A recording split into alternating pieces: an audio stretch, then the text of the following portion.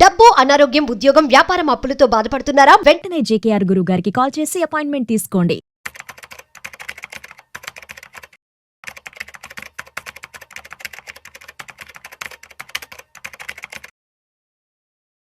నమస్తే సుందరరామరెడ్డి గారు. నమస్తే sir. Sir, very importantly gold గురించి మాట్లాడితే India is one of the biggest importer. So first of all మన ప్రేక్షకులకు ఈ అక్షయ తృతీయ సందర్భంగా కానివ్వండి, ఆర్ ఈ గోల్డ్ ప్రైసెస్ ఆల్ టైమ్ హైకి వెళ్ళినది కానివ్వండి, చాలా మందికి చాలా డౌట్స్ ఉన్నాయి, ప్రశ్నలు ఉన్నాయి. Like which are the top 10 countries which import gold into their country, and అలాగే దాంతో పాటే ఏ కంట్రీస్ నుంచి ఇండియా ఇంపోర్ట్ చేసుకుంటుంది, ఏ కంపెనీస్ ఉన్నాయి అవి ఏవైతే ఇంపోర్ట్ చేస్తున్నాయి ఇండియన్లో.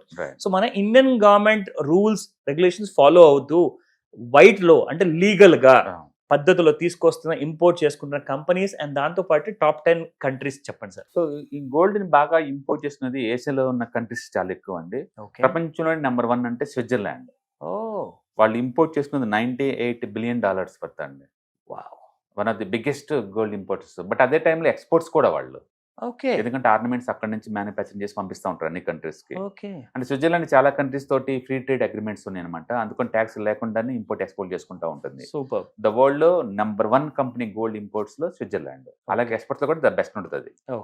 రెండోది చైనా అండి. అల్టిమేట్ గా most consumer and most importer కూడా.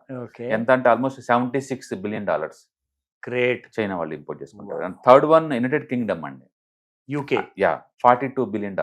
ఫోర్త్ వన్ వచ్చి హాంకాంగ్ అండి. మెజారిటీ చైనా వాళ్ళు హాంకాంగ్ నుంచి తీసుకెళ్లిపోతా ఉంటారు, వాళ్ళ కంట్రీస్ కాబట్టి. So Hong Kong fourth one. India 5th one అండి, అండ్ $36 బిలియన్. భారతదేశం.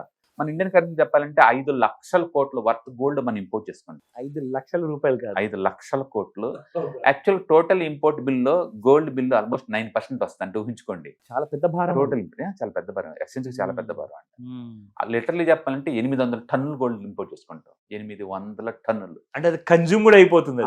అది వైట్ గా లీగల్ గా వచ్చేది లోపలికి. అండ్ మామూలుగా బయట వచ్చేది ఎంత కౌంటే ఉండదు. దుబాయ్ నుంచి ఫ్లైట్ వచ్చిందంటే కేజీల లెక్క వస్తుంది అంతే. అది ప్రైవేట్ కన్జంప్షన్, అది ఎంత ఉందో తెలీదు.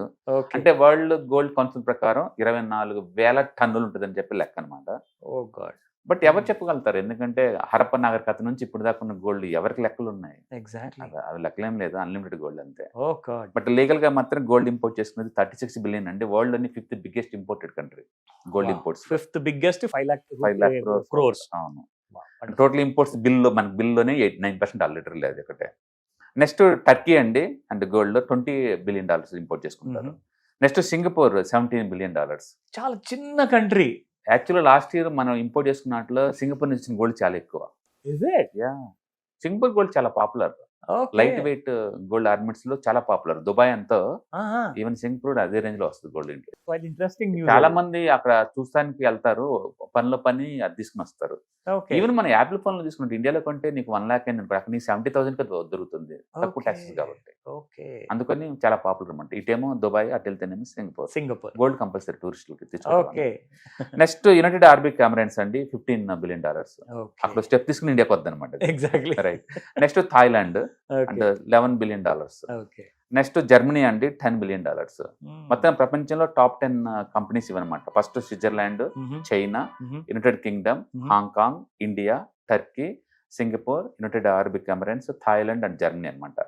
ఇవి టాప్ 10 కంట్రీస్ గోల్డ్ బాగా ఇంపోర్ట్ చేస్తున్నది. ఇండియా వచ్చేసరికల్లా మనం 5 లక్షల కోట్ల వర్త్ గోల్డ్ లేదా 800 టన్నులు గోల్డ్ ఇంపోర్ట్ చేసుకుంటాం కదా. ఇందులో మెజారిటీ గోల్డ్ స్విట్జర్లాండ్ నుంచి వస్తుంది. స్విట్జర్లాండ్, నెక్స్ట్ సౌత్ ఆఫ్రికా, తర్వాత యునైటెడ్ అరబ్ ఎమిరేట్స్, నెక్స్ట్ వచ్చేసరికల్లా గునియా, నెక్స్ట్ ఉగాండా. ఈ 5 మేజర్ కంట్రీస్ ఇండియా వాళ్ళు ఇంపోర్ట్ చేసుకునే వాటిలో. అంటే అందరూ అనుకున్నట్టు ఇండియాలో ఎవరు కొంటారు ఈ గోల్డ్ అనుకుంటారు కదా. పిఈసి అని చెప్పేసి గవర్నమెంట్ కంపెనీ అండి. ఇండియాలో మేజర్ గా గోల్డ్, సిల్వర్, మెటల్స్ ని లీగల్ గా ఇండియాకి పట్టుకొచ్చేది అంటే గవర్నమెంట్ కంపెనీ. అది పిఈసి లిమిటెడ్ అని, అది నెంబర్ 1 ఇంపోర్టర్స్ అది ఇండియాలో. వాళ్ళ దగ్గర నుంచి గోల్డ్ షాపులు ఎక్కువ మంది కొంటారనమాట. PEC limited. తర్వాత State Trading Corporation of India, STC వాళ్ళు. And third one National Indian Bullion Refinery Limited వాళ్ళు అనమాట, అంటే బులియన్ ఆర్గనైజేషన్. తర్వాత ఓరా జ్యువెలరీస్.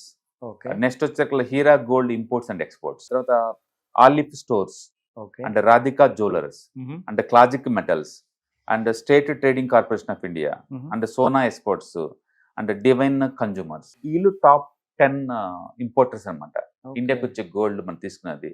మరి ఇందులో ఒరిజినల్ జ్యువెలరీ కంపెనీస్ ఏం కనిపించడం లేదు కదా, అవును. వాళ్ళందరూ కూడా ఈ పీసీ దగ్గర నుంచి తీసుకుంటారు, స్టేట్ ట్రేడింగ్ కార్పొరేషన్ దగ్గర నుంచి అక్కడ నుంచి తెచ్చుకుంటారు. ఓకే. అందుకని మనకి ఫ్రంట్ లైన్ కనిపించే జ్యువెలరీ షాప్ లో ఈ పేర్లు ఇక్కడ కనిపించడం లేదు. అవును, ఎందుకంటే వాళ్ళందరూ పీసీ దగ్గర నుంచి తీసుకుంటారు, లీగల్ గా తీసుకుంటారు. సో ఇప్పుడు ముఖ్యంగా చూసుకుంటే సార్, మీరు ఇందాక చెప్పారు లైక్ ఇండియా సౌత్ ఆఫ్రికా నుంచి కూడా ఇంపోర్ట్ చేసుకుంటుంది, యుగాండా నుంచి చేసుకుంటుంది. సో ఈ కంట్రీస్ మాత్రం కన్జంప్షన్ విషయంలో మాత్రం టాప్ 10 లో లేవు. మరి వాళ్ళ కన్జంప్షన్ కోసం కాదు, వాళ్ళు బేసికల్ ఏంటంటే మైనింగ్ అక్కడ ఎక్కువ, మైనింగ్ యాక్టివిటీ, అందుకని ప్రొడ్యూస్ చేసి వేరే కంట్రీస్ అమ్ముతారు. అక్కడ కన్జ్యూమ్ చేసే అంత లేదు, వాళ్ళ వేజెస్ డైలీ $1 కన్నా తక్కువ ఉంటాయి సార్, కన్జ్యూమ్ చేసే స్టేటస్ ఏం కాదు. ఓ గాడ్, చాలా తక్కువ. But they are very good big exporters. Basically mining లో Uganda and natural resource South Africa చాలా పాపులర్ కదా. ఇప్పటికీ వరల్డ్ లో మేజర్ గా తయారయ్యే మైనింగ్ ఏదైనా ఉందంటే అంటే ప్రాఫిటబిలిటీ ఆపరేట్ అవుతున్న మైనింగ్ స్టోర్స్ అక్కడే ఉంది, మొత్తం సౌత్ ఆఫ్రికా చుట్టే ఉంది మినరల్స్ మొత్తం కూడా. మన దగ్గర మైనింగ్ యాక్టివిటీకి అంత గిట్టుబాటు అవ్వదు గోల్డ్ మ్యానుఫ్యాక్చరింగ్, కాస్ట్ చాలా ఎక్కువైంది ఇప్పుడు. అందుకని మైనింగ్ వరల్డ్ వైడ్ గా క్లోజ్ అవుతుంది కాబట్టి అంత డిమాండ్ పెరుగుతుంది. అండ్ వరల్డ్ లో ఉన్న అన్సర్టనిటీ వల్ల కూడా ఇలా వస్తుంది. మనం ఆ గోల్డ్ ప్రైస్ ఆ ప్యాటర్న్ అబ్జర్వ్ చేశారనుకోండి, 30 years బ్యాక్ యావరేజ్ రిటర్న్ చూసుకుంటే 12% కన్నా ఎక్కువ దాటవు. కానీ లాస్ట్ 10 years మనం చూసుకుంటే 15 దాకా వస్తుంది, లాస్ట్ 5 years చూసుకుంటే 18 దాకా వస్తుంది, లాస్ట్ 1 year చూసుకుంటే 30 వచ్చింది. అంటే రాను రాను గోల్డ్ ప్రైస్ ఇంకా ఇంకా ఎక్కువ అవుతుంది. ఒకటి అవైలబిలిటీ తగ్గటం, రెండోది వరల్డ్ వైడ్ గా అన్సర్టనిటీ, పర్టికులర్ గా కోవిడ్ తర్వాత నుంచి మనం చూసుకుంటే గోల్డ్ కన్జంప్షన్ ఎక్కువైపోయింది ఇన్వెస్టర్ పాయింట్ ఆఫ్ లో. అండ్ వార్స్ ఎక్కువైపోయింది, యుక్రెయిన్ వర్సెస్ రష్యా కావచ్చు, ఇజ్రాయెల్ వర్సెస్ పాకిస్తాన్ కావచ్చు, ఇప్పుడు అమెరికా వర్సెస్ చైనా వాళ్ళ టారిఫ్ వార్ కావచ్చు. మొత్తానికి అన్సర్టనిటీ పెరిగే కొద్దీ ఏంటంటే పబ్లిక్ అంతా గోల్డ్ ఇన్వెస్ట్ చేస్తున్నారు. రెండోది ఇన్వెస్టర్స్ కూడా వరల్డ్ వైడ్ గా పెడుతున్నారు. మనం బాగా చూస్తే కనుక ప్రపంచవ్యాప్తంగా 99 నుంచి 25 వరకు ప్యాటర్న్ కనుక చూసుకుంటే స్టాక్ మార్కెట్ తో పెడితే డబ్బులు వస్తుందా అంటే స్టాక్ లో పెట్టుకుంటే గోల్డ్ పెడితే ఎక్కువ రిటర్న్స్ వస్తాయండి. ఎక్సెప్షన్ ఏంటంటే అమెరికా ఒకటి, ఇండియా ఒకటి, తైవాన్, ఈ 3 కంట్రీలు ఎగ్జాంప్టెడ్. అంటే గోల్డ్ ని బీట్ చేసి ఎక్కువ రిటర్న్స్ వచ్చినాయి ఈ 3. ఇక్కడ ఈక్విటీ రిటర్న్స్ అంటే నథింగ్ బట్ ఇండియాలో అయితే నిఫ్టీ చూస్తాం, అమెరికాలో అయితే నాస్డాక్ చూస్తాం, అలాగే తైవాన్ లో తైవాన్ ఇండెక్స్ ఒకటే చూస్తాం, ఇండివిజువల్ స్టాక్స్ కాదు.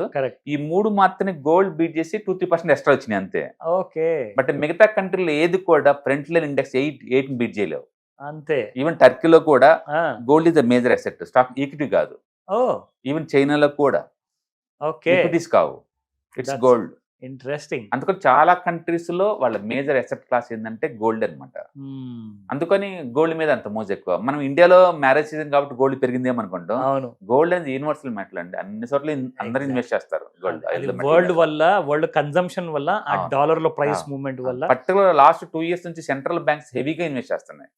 సెంట్రల్ బ్యాంక్స్ ఇంతకుముందు డాలర్లు స్టోర్ చేసేవాళ్ళు, మిగిలిపోయిన డబ్బు మిగిలితే ఇప్పుడు డాలర్ రిజర్వ్ తగ్గించుకొని గోల్డ్ రిజర్వ్ పెంచుకుంటున్నారు వరల్డ్ వైడ్. యూనివర్సల్ కరెన్సీ అది గోల్డ్ న్యాచురల్ గా. అది 3000 సంవత్సరాల నుంచి ఉన్న కరెన్సీ, అది 3000 సంవత్సరాల నుంచి వచ్చిన కరెన్సీ అది. సో ఇక్కడ చూసుకుంటే ముఖ్యంగా ఇప్పుడు డాలర్ లో చూసుకుంటే మీరు అన్నట్టుగా 3,200 3,200 వరకు వెళ్ళిన డాలర్ ప్రైస్ లో చూసుకుంటే గోల్డ్ పర్ ఔన్స్ లో 3,500 కూడా దాటే అవకాశాలు ఉన్నాయంటున్నారు. సో రాబోయే 5 ఏళ్లలో 2 ఏళ్లలో కూడా ఇది పాసిబుల్ కనిపిస్తుంది అంటారా? ఎందుకంటే వరల్డ్ అన్సర్టనిటీ పెరిగే కొద్దీ సేఫ్టీ కోసం అందరు దీంట్లో ఇన్వెస్ట్ చేస్తా పోతుంటారు. రెండోది ఇప్పుడు టెంపరీగా ఏంటంటే హెడ్ అండ్ షోల్డర్ ప్యాటర్న్ వచ్చింది, దాంతో కొంచెం కరెక్షన్ లో ఉంది. ఇండియాలో అయితే 1,02,000 దాకా వెళ్ళిందండి, ఇప్పుడు అది 95,000 దగ్గర ఉంది. బహుశా 90,000 రావచ్చు ప్యాటర్న్ ఎఫెక్ట్ వల్ల. మళ్ళీ 90 దగ్గర స్టేబుల్ అయిపోయి మళ్ళీ పైకి వెళ్ళే ఛాన్సే ఉంది. కాబట్టి నెక్స్ట్ 1 year నుంచి 2 years వరకు ఈ గోల్డ్ రేంజ్ ఏంటంటే 90,000 వర్సెస్ 1,10,000 మధ్య జరగచ్చు. గోల్డ్ ప్రైస్ నిజంగా డ్రాప్ అవుతుంది అంటే లేదండి, హెడ్ అండ్ షోల్డర్ ప్యాటర్న్ పూర్ణిమ అంటే ఇప్పుడు అది డ్రాప్ అవుతుంది అనమాట. అది ఇండియాలో అయితే 1,02,000 దగ్గర వెళ్ళింది, ఇప్పుడు 95,000 దగ్గర ఉంది లైవ్ మార్కెట్ లో. అది మేబీ ఆ హెడ్ అండ్ షోల్డర్ ప్యాటర్న్ కాబట్టి, అది డిస్ట్రిబ్యూషన్ ప్యాటర్న్ కాబట్టి దాని ఎఫెక్ట్ అంటూ ఉంటే 90,000 దాకా వచ్చే ఛాన్స్ ఉంది.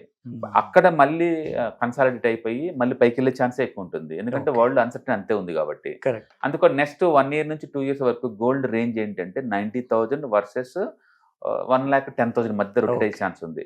మొత్తానికి అయితే గోల్డ్ అనేది లో beta and less volatility asset class కాబట్టి టూ మచ్ పడిద్దని అనుకోవట్లేదు. మీరు అన్నట్టు అది గోల్డ్ ప్రైస్ ఈ డాలర్ లెక్కన 4,000 దాకా వెళ్ళే ఛాన్స్ కూడా ఉంది ముందు రోజుల్లో డాలర్స్ లో. Yes, definitely. Wow, that's good news. అంటే తొందరగా కొనుక్కుంటే గుడ్ న్యూస్ అవుతుంది అది. యా, ఎందుకంటే హిస్టారికల్ రిఫరెన్స్ ఏంటంటే 3 సార్లే గోల్డ్ చాట్లని బ్లాస్ట్ అయినాయి. ఇప్పుడు బ్లాస్ట్ అయిన గోల్డ్ చాట్ 2024 లో బ్లాస్ట్ అయింది. అది 14 years cup and handle pattern. Okay, దాని డెప్త్ ఎంత ఉంది అంత బ్లాస్ట్ అవుతుంది అనమాట. ఓకే. అయితే ఈ టారిఫ్ వార్ వల్ల చాలా స్పీడ్ గా వెళ్ళిపోయింది అనమాట. అవును, చాలా స్పీడ్ గా వెళ్ళింది. నిజం, అందుకని కరెక్షన్ కూడా స్పీడ్ గా అవుతుంది. కరెక్ట్. అందుకని మనం 90,000 వర్సెస్ 1,10,000 మధ్య రొటేట్ అవుతుంది నెక్స్ట్ 1 or 2 years అనుకోవచ్చు. Okay sir, thank you so very much sir.